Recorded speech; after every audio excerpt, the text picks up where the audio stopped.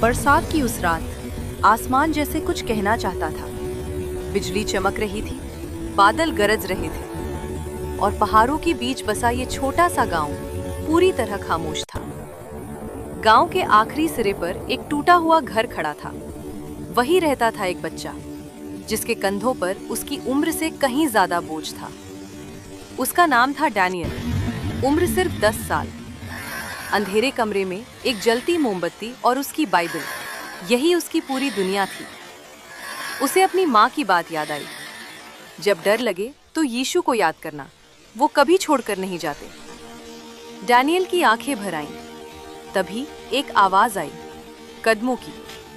मोमबत्ती की लौ कांपने लगी। डैनियल का दिल तेज धड़कने लगा।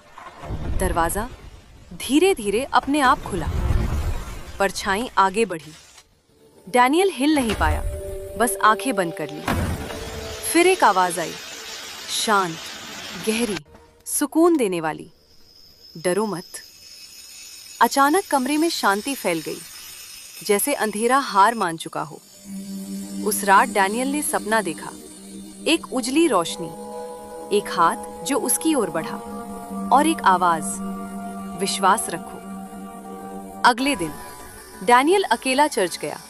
न कोई पादरी, न कोई इंसान, बस वो और उसका विश्वास। घुटनों के बल बैठकर उसने कहा, यीशु, मेरी माँ को लौटा दीजिए, मैं कुछ नहीं मांगूंगा।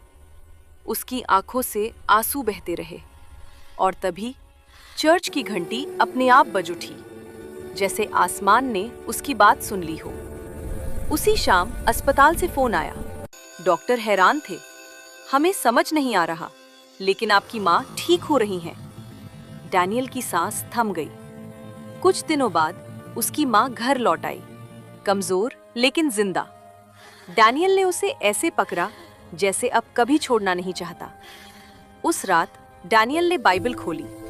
उसमें एक सूखा हुआ फूल था जिसे उसने कभी नहीं रखा था। वो समझ गया, मोमबत्ती की लौ शांत थी, बिल्कुल स्थिर, क्योंकि जहां विश्वास होता है वहां अंधेरा टिक नहीं पाता। विश्वास कभी-कभी वही सबसे बड़ा चमत्कार बन जाता है।